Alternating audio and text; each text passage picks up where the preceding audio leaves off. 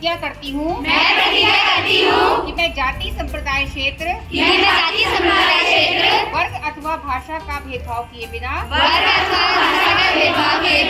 सभी भारतवासियों की भावनात्मक एकता और सद्भावना के लिए कार्य करूंगी। मैं पुनः प्रतिज्ञा करती हूँ कि मैं हिंसा का सहारा लिए बिना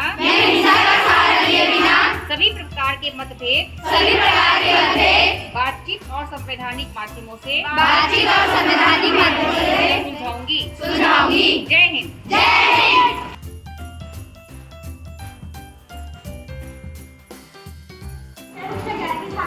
आज आप सभी के सामने अक्षय ऊर्जा दिवस के बारे में कुछ जानकारी आप उनको देना चाहूँगी।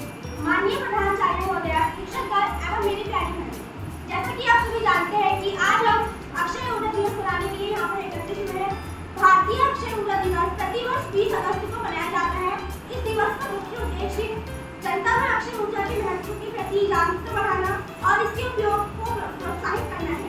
अक्षय ऊर्जा वह ऊर्जा है जो प्राकृतिक रूप से लगातार उपलब्ध होती है, जिसे समाप्त नहीं किया जा सकता। इसके प्रमुख स्रोत हैं सौर ऊर्जा, पवन ऊर्जा, जल ऊर्जा, बायोमास ऊर्जा और भू तापीय ऊर्जा शामिल है। भारत में ऊर्जा की मांग लगातार बढ़ रही है। पारंपरिक स्रोत जैसे कोयला, पेट्रोलियम और प्राकृतिक गैस सीमित है और इनके उपयोग से पर्यावरण पर प्रतिकूल प्रभाव पड़ता है। इसी कारण भारत सरकार ने अक्षय ऊर्जा के महत्व को व्यापक जनसाधारण तक पहुंचाने के लिए भारतीय अक्षय ऊर्जा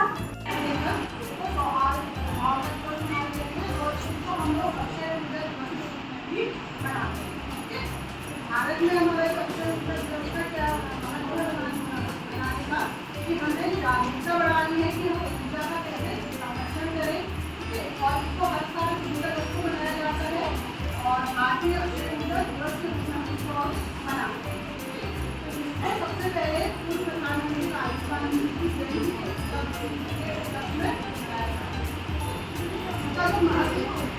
हमारी जो नवीनीकरण ऊर्जा है उसका क्या है भारत के बारे में जागरूकता है।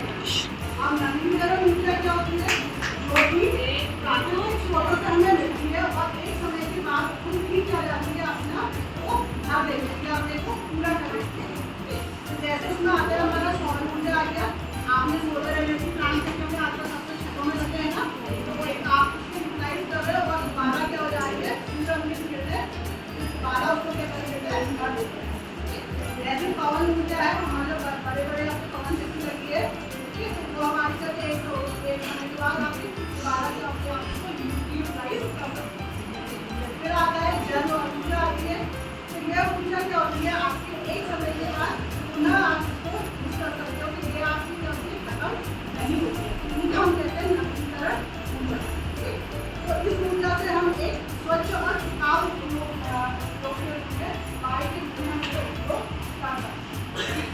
इसके बारे में दूसरी जानकारी आपको और जब उसका जब वो शहीद हुए थे तो मुझे लगा था ऐसा क्या हो गया, हम लोग तड़प गए थे। तो लगता था देश में ऐसा क्यों हो रहा है, तो कविता पढ़ी है बीच में क्यों बोल रहे हैं इस देश को बचा। काफी बड़ी कविता है, लेकिन उससे कुछ कुछ बताओ। देश में उठा तेज भूचाल अनायास, जीवन पर फिर काल का हुआ क्रूर अट्टहास। जीवन तो बन गया एक सोना मात्र और मानव बन गया मौत का पात्र। हर दिन उठता यहाँ नया तूफान, ले लेता संग हजारों जान। गली गली हो रही खून से रंजित, देश हो रहा निश्चित कलंकित। बनते हैं अब लाशों पर उत्सव, हो रहे उपद्रव पर उपद्रव। बुझा रहा अब खून प्यास को, आघात बुझा लगा विश्वास को। होता देख स्वयं का निरंतर अपमान, पमक पड़ा कल्याणकारी विज्ञान। यह जीवन तो है देश दुर्लभ, पर एक मौत के रूप अनेक दुर्लभ है। कांप रही धरती थर-थर, मौत जो हो गई इतनी बरबर। अब तो शोक भी शोक में हुआ निमग्न, नाश जो कर रहा हफ्ते से जल। मानव चले अब किस राह, किस जल से बुझाएं अपनी आह। चित्रों में पटकर बढ़ता के शरीर, कैसे सुखाए इन आंखों का नींद। क्या करते इस पर दिलों को पत्थर और डाल दे पर्दा आंखों पर, ताकि कोई सतमा डिगा न पाए, भयानकता फिर डरा न पाए। हे जग निर्माता तू कब रोएगा, धरती के दानव को कब तक रोएगा। कब फूटेगा टूटा दिल अब कितना टूटेगा। दिल में उठता तूफान कैसे थमेगा, दानव मानव अब कैसे बनेगा। हो रहे हैं बदनाम तेरे उपादान, प्रगति मार्ग पर बुरे अभी और